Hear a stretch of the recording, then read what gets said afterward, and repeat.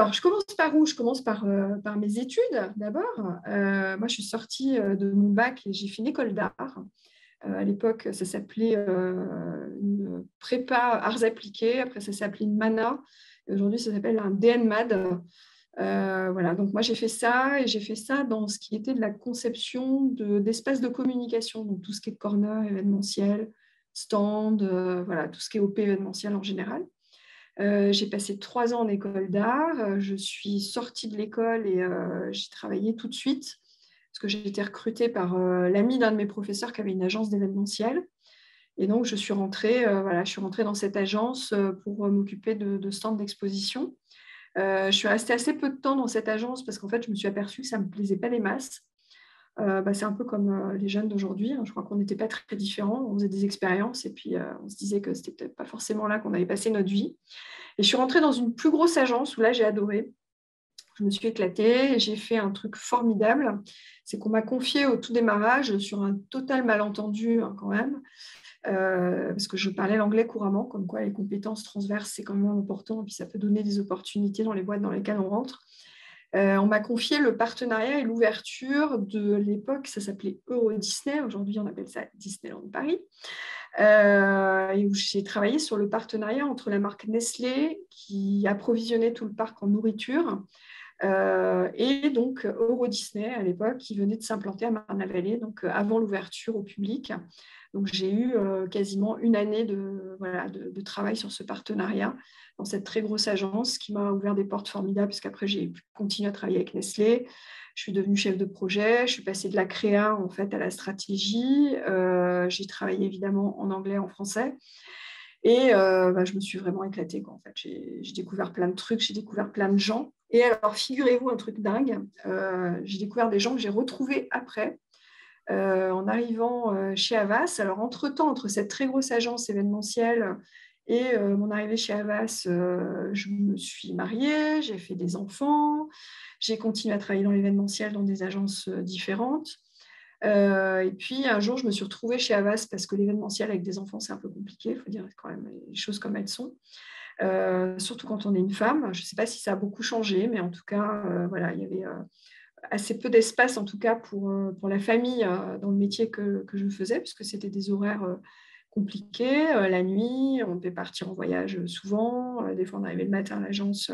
Le soir, on était dans un pays, un autre pays. Enfin, voilà, donc c'était assez compliqué à gérer, à combiner avec une vie de famille, en n'étant pas forcément hyper aidée. Voilà.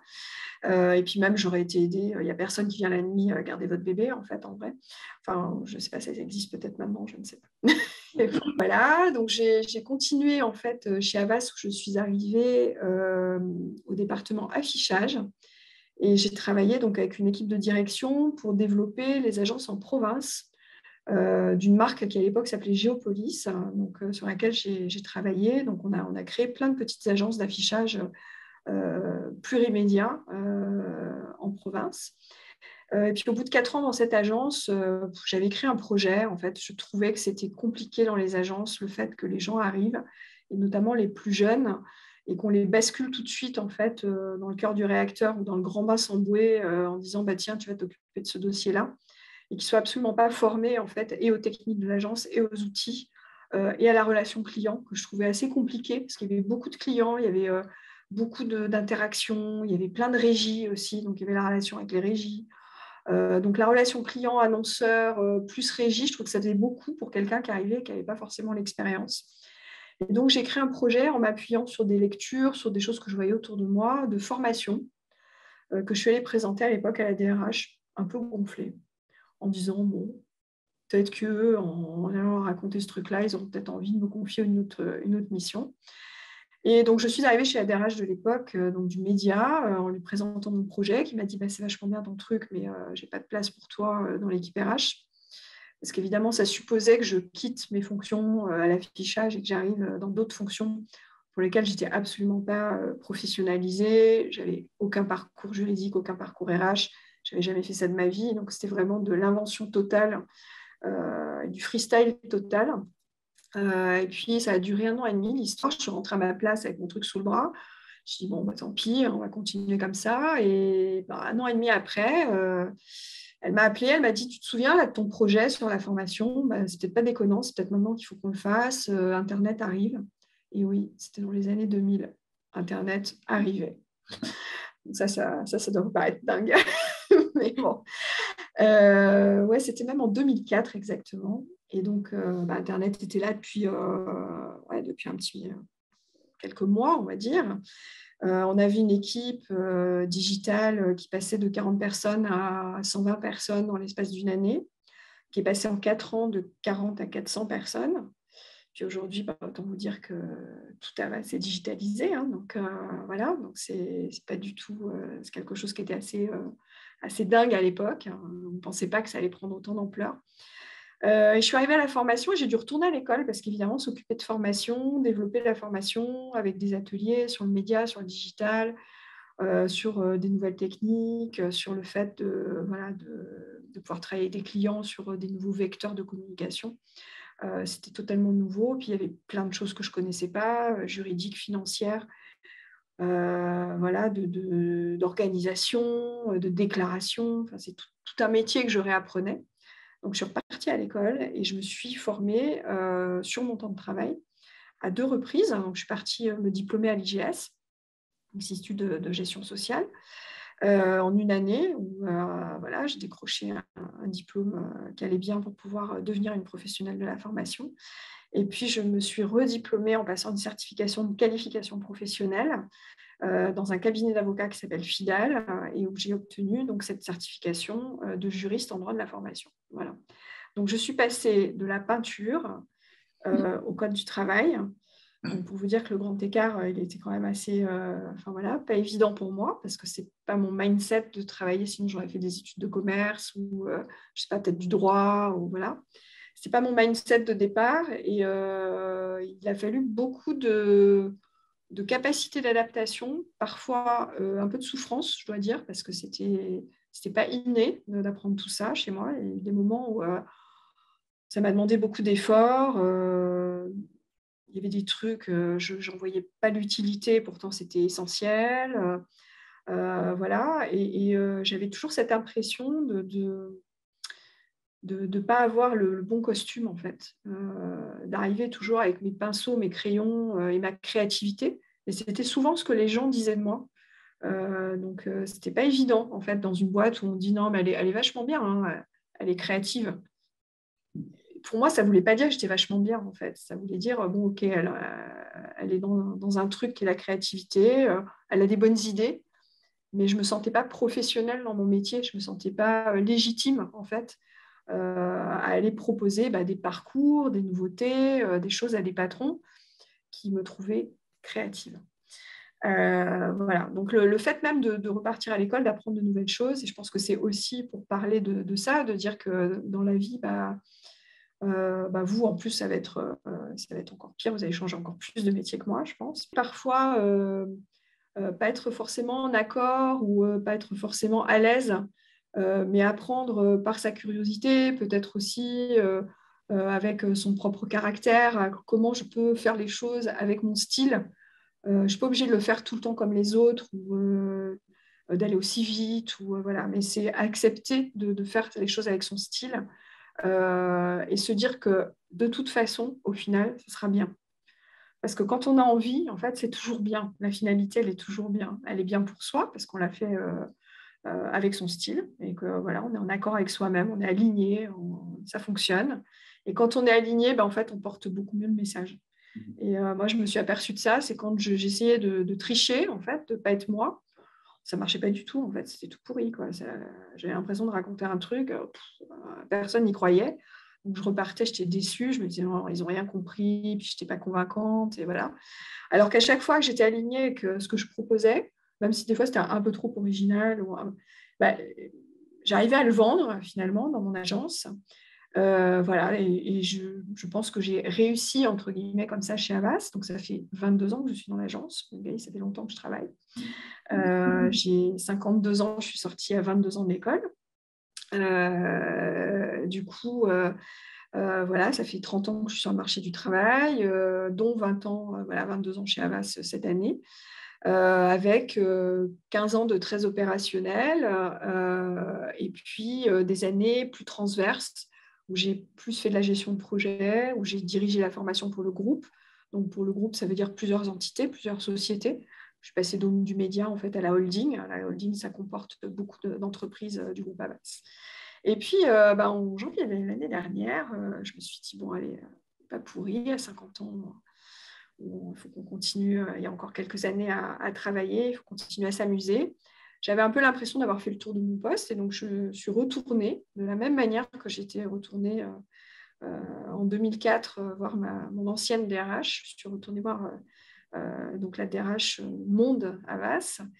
Et voilà, je lui ai expliqué mon année, je lui ai raconté toutes les réussites qu'on avait accomplies aussi pendant le Covid, parce que nous, ça nous a hyper challengé dans le métier de la formation. On a dû créer plein de nouvelles choses, travailler avec plein de nouveaux outils, améliorer beaucoup de pratiques, beaucoup de contenus, travailler sur les formats, découvrir des nouveaux intervenants plus passionnants les uns que les autres, parce qu'on était en ligne. Donc, si vous êtes en ligne, il faut passionner les gens, parce que sinon, ils s'endorment au bout de 10 minutes.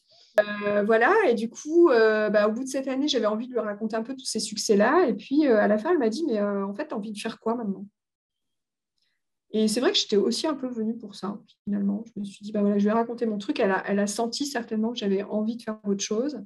Et voilà, je lui ai expliqué que j'avais envie de repartir plutôt sur des choses en mode projet, que j'avais plus envie d'avoir d'équipe en direct, mais que j'aimais bien le côté transverse, en fait, et la gestion de projets avec des équipes transverses m'enrichissait plus, parce que j'avais l'impression d'être plus cliente, entre guillemets, donc de pouvoir avoir un niveau d'exigence supérieur, et finalement de me challenger aussi, parce que j'apprends plein de nouveaux trucs avec des gens qui font des trucs incroyables. Donc, je vous donne rendez-vous bientôt sur le Métaverse. On va faire un petit événement très sympa dans bientôt. Voilà. Et finalement, voilà, on s'est vu au mois de janvier, on s'est revu au mois d'avril. Ce projet Gabéric, donc que je dirige aujourd'hui, est un programme en fait d'alternance qui est transverse à notre groupe Havas, mais aussi au groupe Vivendi dont on fait partie, au groupe Bolloré qui fait aussi partie de notre sphère de travail. J'avais travaillé un peu en sous-marin pour aider quelques collègues sur des questions justement liées à la formation, au financement pendant le confinement. Et puis là, je me suis retrouvée avec cette proposition de monter sur le run de développement, parce qu'il y avait un run projet avec une équipe projet qui quittait le projet pour repartir vers de nouvelles aventures. Et donc, il y avait besoin de quelqu'un pour faire du dev. Et au mois de juin, j'ai eu un coup de fil de ma direction qui m'a dit, voilà, c'est toi. Tu vas gérer ce programme d'alternance. Il va falloir le faire vivre. On part d'un projet qui est vachement sympa et où il y a plein de choses à faire, mais il va falloir le faire vraiment rayonner. Donc, il y a tout à créer. Et du coup, depuis juillet dernier, j'ai pris ce développement de Gabéric. Donc, on propose, il y a plein de choses en termes d'upskilling, de formation qu'on rentre dans ce programme, en plus de l'école. Et qui vous permettent à vous d'avoir une expérience à minima d'un an chez nous, de 2 ans, et après de pouvoir rester dans le groupe et de faire un métier qu'on dit nouveau. Voilà, donc tout ça pour montrer que de 22 à 52, je n'ai pas eu le temps de m'ennuyer. Et surtout, qu'il y a un truc qui m'a toujours tenu dans mon métier, c'est les autres. En fait, c'est vous, c'est les collaborateurs. Et c'est ce qui m'a vraiment toujours intéressée, cette curiosité en fait que j'avais des métiers, des autres, de comment ça marche, de comment on peut améliorer. C'est devenu quelque chose qui est aujourd'hui un peu à la mode, parce que c'est un peu ce qu'on trouve dans les méthodes agiles, dans la gestion de projet. Et puis la créativité est toujours restée aussi, je ne m'en suis jamais défaite, parce que c'est devenu aussi à la mode depuis la pandémie, où on travaille beaucoup en design thinking et tout ça, et c'était des trucs qu'il y a 30 ans, on faisait déjà en atelier quand on était en école d'art, on travaillait tous les uns avec les autres autour d'une table. Ça pouvait être aussi un peu dématérialisé. On pouvait travailler dans des endroits des fois un peu différents. Et tout ça, je l'ai gardé finalement, et c'est des choses qui me servent au quotidien. Donc pour les 10 prochaines années, je ne sais pas encore. Mais je vous dis, je suis en train de travailler un peu sur tout ce qui est virtuel. Parce parce que c'est un monde aussi qui m'intéresse. Même si je ne suis pas joueuse, voilà, que j'y connais pas encore grand-chose. Bon, en tout cas, je m'appuie sur des gens qui m'apprennent plein de trucs. Et surtout pour travailler autour de l'inclusion, de la diversité, de toutes les populations voilà, autour de l'emploi des jeunes, pour essayer d'aplanir certaines problématiques qui peuvent être liées, par exemple, je pense au handicap. Pas facile aujourd'hui pour une personne handicapée de se faire embaucher. Dans le monde virtuel, ce sera peut-être quelque chose qui va pouvoir favoriser en fait, l'embauche de ces personnes. Idem pour les personnes voilà, qui ont des parcours un peu, on disait tout à l'heure, un peu chaotiques. Bon, ça passera peut-être mieux dans un autre monde. Voilà. Je trouve que c'est un peu aussi montrer que de toutes les époques, en fait, on a toujours dû se réinventer, on a toujours vécu des trucs. Moi, pour donner un exemple, vous avez vécu la pandémie, et moi aussi je l'ai vécu, mais bon, vous, c'est plus difficile parce que vous êtes jeune, ou ça vous a coupé de l'école, de l'éducation, même si les cours continuent en ligne et tout, c'était pas pareil. Il a fallu des temps d'adaptation de vos amis, de votre vie sociale, de sortie, de s'enrichir, voilà, de voir des choses, de pouvoir aller partout dans le monde aussi, des fois de voir vos familles. Et moi, j'ai pas vécu ça quand j'avais votre âge, mais par exemple, je suis sortie de l'école en 1992, donc on était encore au XXe siècle. Et finalement, ce qui nous fait nous adapter, c'est l'envie, quoi. Si on n'a pas d'envie, c'est sûr, on reste chez soi au fond de son lit. Puis...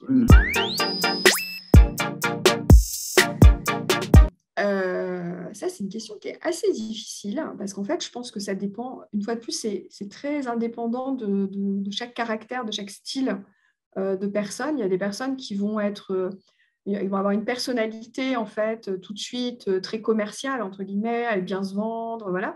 Puis il y a des gens qui sont beaucoup plus introvertis, qui vont avoir plus de mal à s'exposer, voilà. Donc je pense que déjà, apprendre à faire un bon marketing de soi, c'est-à-dire à être en écologie avec soi-même, c'est-à-dire pas survendre parce qu'on dépense trop d'énergie, à bien se connaître, à connaître ses points de stress, par exemple.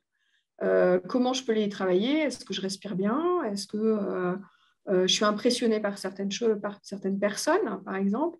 À bien déterminer les styles de management aussi, peut-être que j'aime ou que j'aime pas. Et ça, on peut déjà les déterminer quand on est étudiant, parce qu'il y a bien des profs qu'on aime ou qu'on n'aime pas. Même avec des amis, il y a des situations qu'on aime ou qu'on n'aime pas.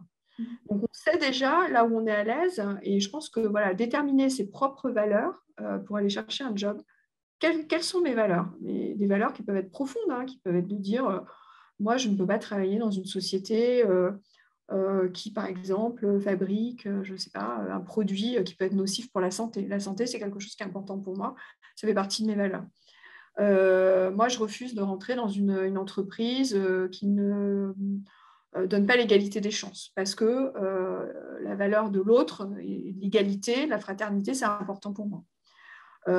Déterminer ça, je pense que c'est très important pour aller chercher un job. Ça permet de bien sélectionner déjà l'entreprise avec laquelle on a envie de passer des entretiens.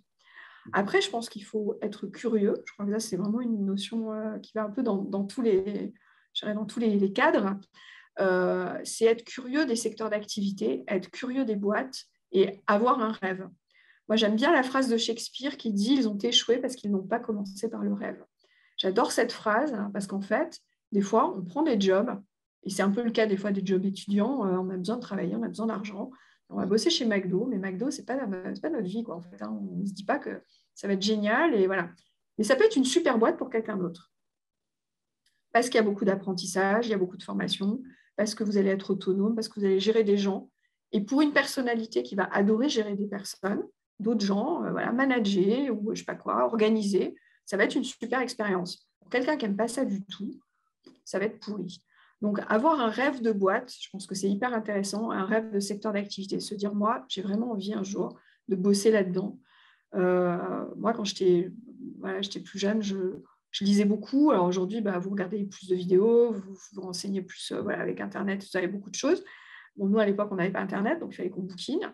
Moi, je lisais beaucoup de magazines, par exemple, mais toutes sortes, des trucs d'actualité, des trucs féminins, des trucs kitsch, genre des voici et des trucs débiles, quoi, voilà. Mais à chaque fois que je lisais quelque chose, je trouvais des infos et je me disais, ah tiens, Moi, le milieu du spectacle, j'adore. Le milieu de l'audiovisuel, c'est génial. L'événement, ça a l'air d'être super. Voilà. Et il y a des trucs qui me faisaient rêver, ou des boîtes de luxe.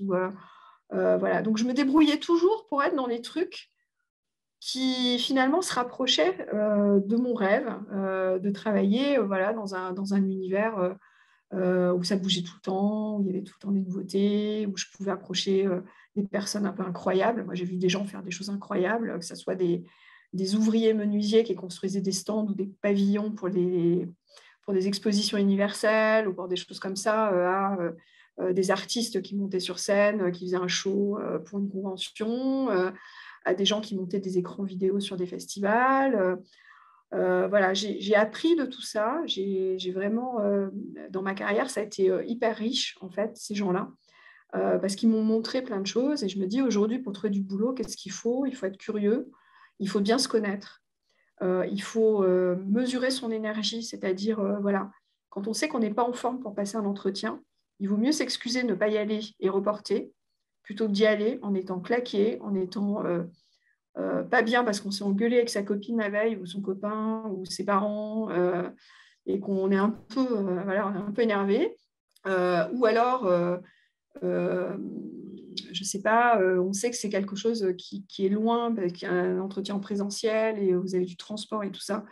C'est vraiment de hyper anticiper, d'être zen par rapport à ça, de se dire, bon, je me prends du temps pour être bien à l'heure, parce que je ne veux pas speeder, parce que quand on arrive à un entretien tout pourri, on a galéré dans les transports et tout ça, c'est pas possible en fait.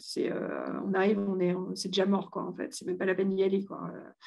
Voilà, donc je pense que pour trouver un job aujourd'hui, c'est beaucoup de curiosité, se renseigner beaucoup, être vraiment sur tous les réseaux, travailler son réseau le plus possible. En plus, vous avez vraiment cette chance, je trouve, c'est de pouvoir, dès l'école aujourd'hui, avoir des réseaux sociaux, pouvoir avoir des profils aujourd'hui que vous pouvez mettre à jour régulièrement avec vos stages, rencontrer des gens dans les boîtes dans lesquelles vous allez faire vos stages et les garder dans votre réseau. Moi, je me marre des fois parce que quand je regarde, tout le monde me dit, ah, tu as un énorme réseau sur LinkedIn. En fait, je ne me rends pas compte parce que je ne regarde jamais. Enfin, je ne regarde jamais le nombre de personnes qui sont mes contacts. J'utilise pas mal les réseaux sociaux malgré tout, mais ce réseau-là, je l'ai depuis 30 ans. C'est le même. Voilà, il y a des gens qui ont une expérience de vie ou une vie personnelle. Il y a des gens qui sont devenus des amis dans le travail. Et tout ça, je trouve que c'est très important quand on cherche un boulot, de se dire que finalement, un boulot, c'est une grosse partie de sa vie. Tous les jours, on y est pour, allez, 7h40 si on fait 35 heures, Oui. souvent un peu plus. Donc, c'est une très grande partie de sa vie. C'est une grande partie de sa vie quand on est jeune, quand on est moins jeune, quand on commence à avoir une famille. Ça devient un point névralgique de l'équilibre. Donc, voilà, les fameux équilibres vie pro, vie perso. Et puis après, quand on avance un peu dans l'âge et qu'on a moins de sujets sur l'équilibre vie pro, vie perso, parce que nos enfants deviennent vous, donc des étudiants autonomes et voilà, qui vont aussi chercher leur job, c'est de se dire la deuxième partie de carrière doit être aussi épanouissante et qu'est-ce que moi je vais pouvoir apporter en fait à des plus jeunes qui arrivent dans la boîte sans les emmerder, sans faire ah bah oui mais moi je faisais comme ça alors voilà, c'est comment on peut s'apprendre en fait les uns des autres. Donc je crois que voilà, chercher du boulot c'est tout ça, c'est de se dire est-ce que je suis dans une boîte ou est-ce que je vais aller passer un entretien dans une boîte qui va me nourrir pendant un certain nombre d'années, au sens propre comme au sens figuré. Et est-ce que moi, quand je passe cet entretien, je sens que je vais pouvoir apporter quelque chose? Et c'est vraiment des questions qu'il faut arriver voilà, à se poser et à se positionner. Et puis évidemment, voilà, curiosité, réseau, se renseigner, essayer de discuter avec le plus de monde possible, pas hésiter à mettre votre CV en ligne, des fois faire des petits trucs un peu marrants, parce qu'un recruteur, voilà, toujours pareil, sur un malentendu, peut voir un truc, ils se disent ah, tiens, c'est marrant ce qu'il a fait ou ce qu'elle a fait. Aujourd'hui, vous avez quand même vachement de vecteurs hyper intéressants, la vidéo.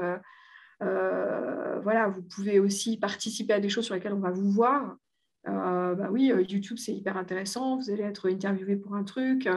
Vous mettez votre lien, le recruteur va aller regarder comment vous exprimez parce que c'est un poste dans lequel il va falloir que vous parliez. Vous allez avoir un truc de chef de projet sur lequel vous allez être en frontline avec un client.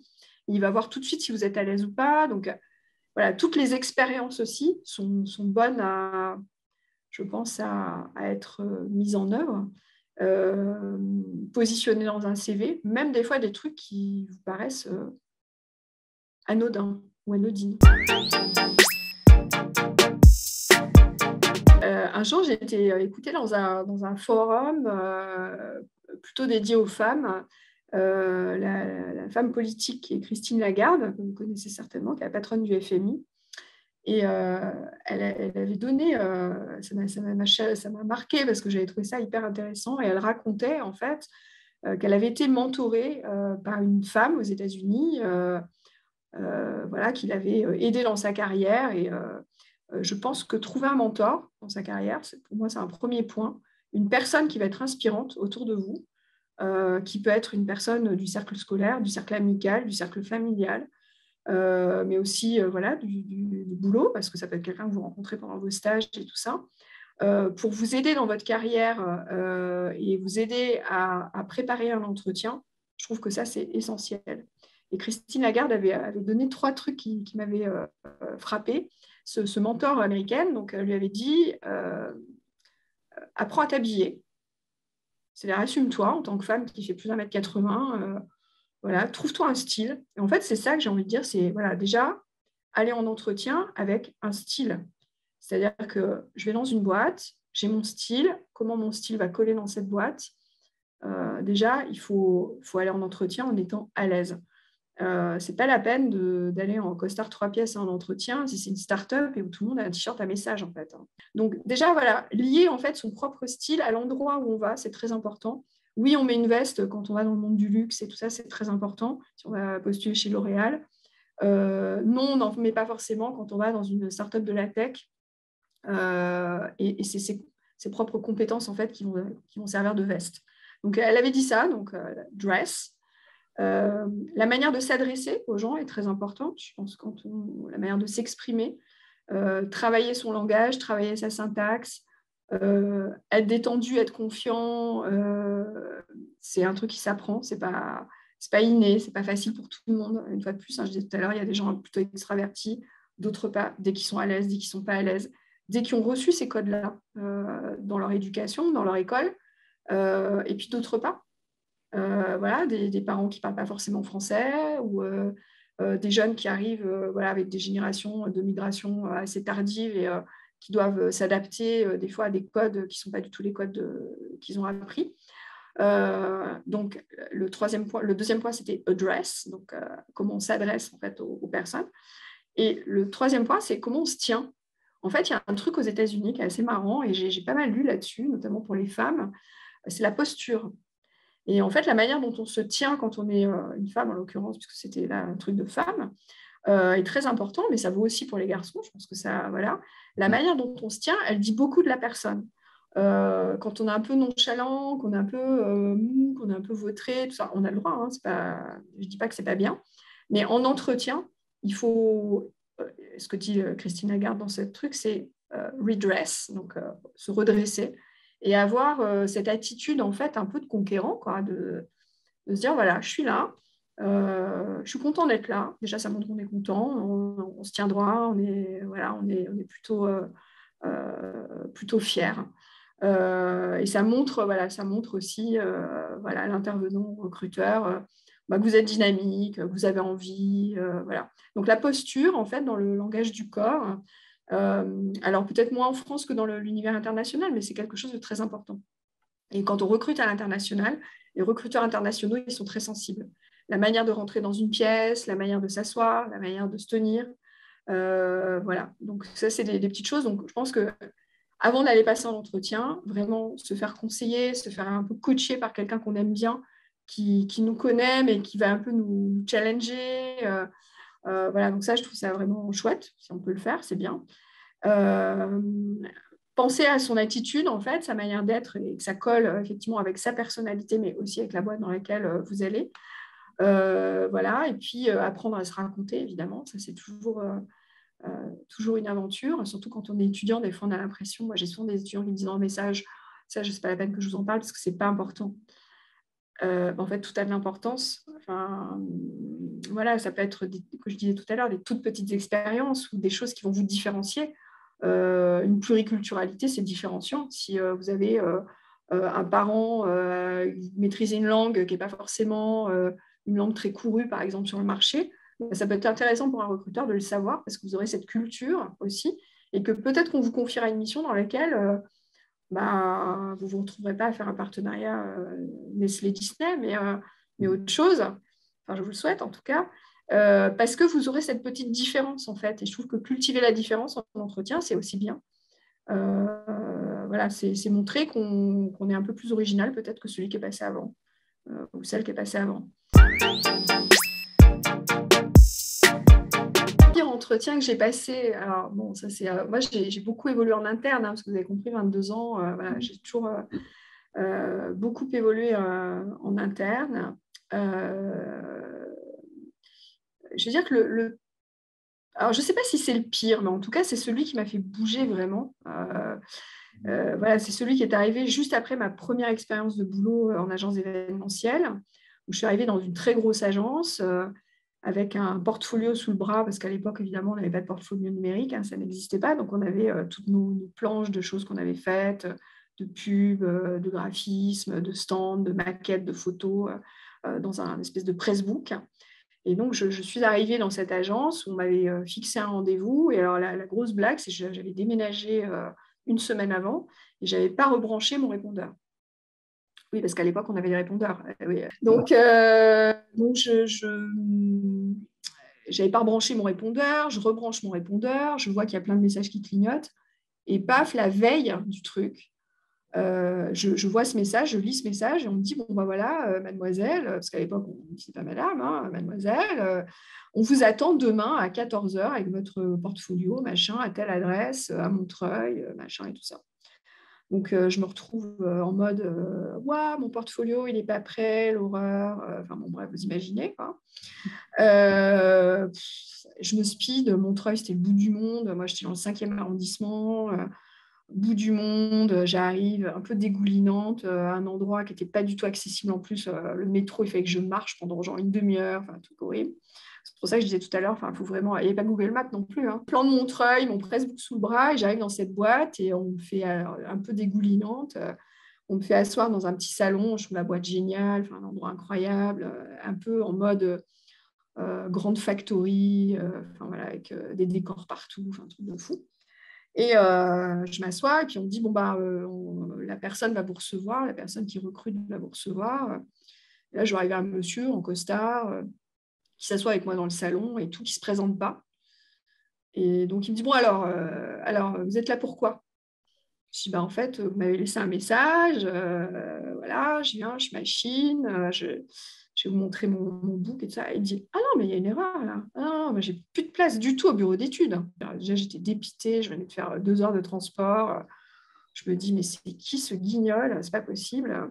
Et comme j'étais un peu gonflée, je sais pas, je lui dis, excusez-moi, monsieur, mais est-ce que vous pouvez me dire qui vous êtes? Parce que du coup, vous êtes le DRH. Elle me dit, ah ben non, moi je suis patron de la boîte. Donc, en fait, j'étais assise dans un petit salon dégoulinante avec un dossier qui ne l'intéressait pas du tout, avec le PDG en fait, de cette boîte, qui faisait 120 personnes à l'époque, qui en fait n'a pas jeté un seul coup d'œil à mon book, donc il s'en foutait, mais alors comme de l'an 40, qui a regardé mon CV, qui m'a dit « Ah, ça c'est cool, vous parlez anglais couramment, ça m'intéresse ».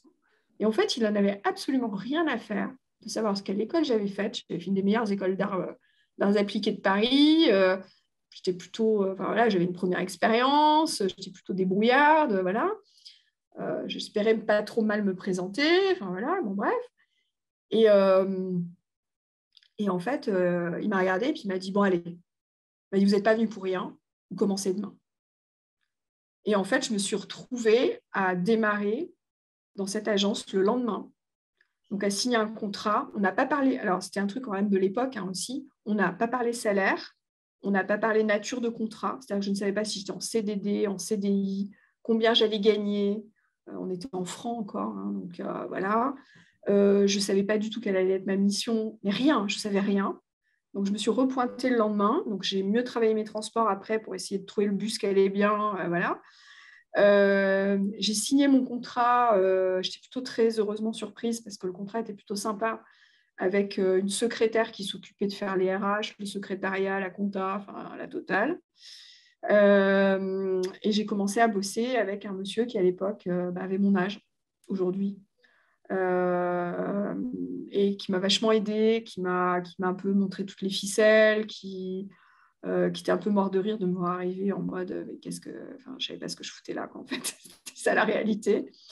Voilà, et donc ça c'était vraiment l'entretien le plus lunaire, je pense, que j'ai passé, parce que tout s'est fait sur un espèce de malentendu, quoi, en fait. Comme quoi, voilà, des fois saisir l'opportunité, ça va un peu à l'encontre de tout ce que j'ai dit, hein, ne pas se préparer, arriver avec un truc un peu pourri, voilà, ça peut déboucher sur quelque chose aussi.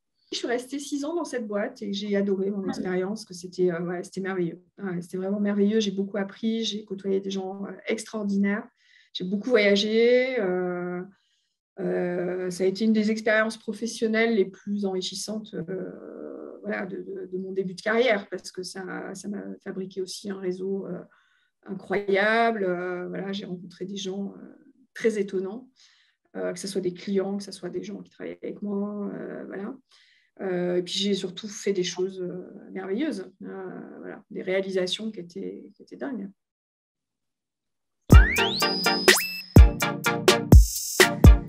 Moi, je trouve que les CV, ça dépend de quel niveau d'études, en fait. À quel niveau d'études on se situe. Il y a des CV pour des niveaux d'études très bas qui sortent du bac et qui ont un bac plus 1, 2, 3, enfin, je dirais jusqu'au bac plus 3 bachelor, qui peuvent rester assez scolaires. Je ne suis pas méga fan des CV avec photos et tout ça, parce que je trouve que les photos sont jamais jolies. Et, voilà, les recruteurs vont vous dire on ne les regarde pas. Si, ça fait partie du CV. Donc, évidemment, vous voyez... vous avez une tête de tueur ou de tueuse sur la photo, et que vous êtes plutôt sympa et vous voyez arriver la personne, vous êtes... Bon, voilà, les CV avec photo, je ne trouve pas ça dingue.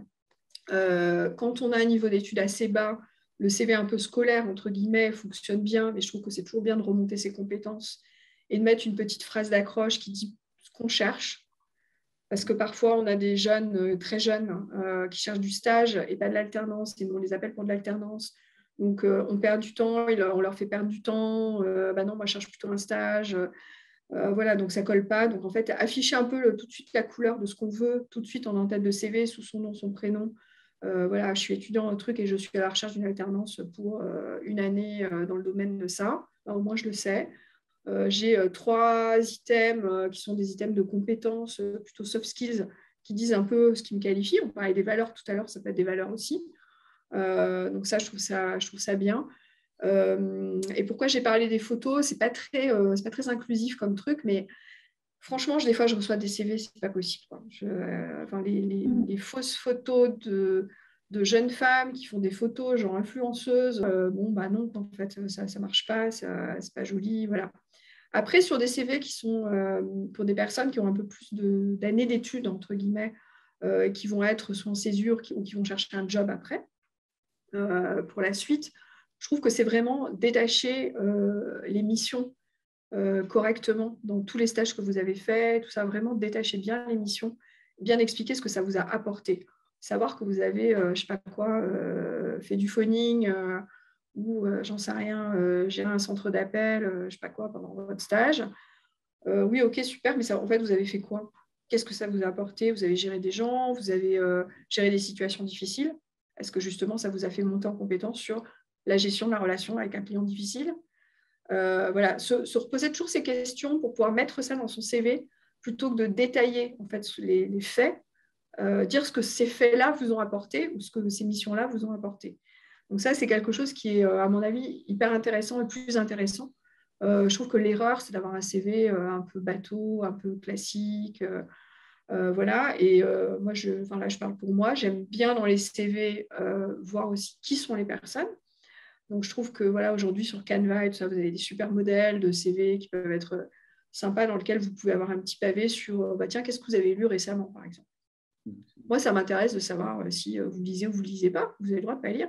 Vous avez peut-être lu un truc sur Internet ou écouté un podcast ou vous suivez quelqu'un qui vous... Enfin, pour vous, c'est hyper inspirant, cette personne est hyper inspirante.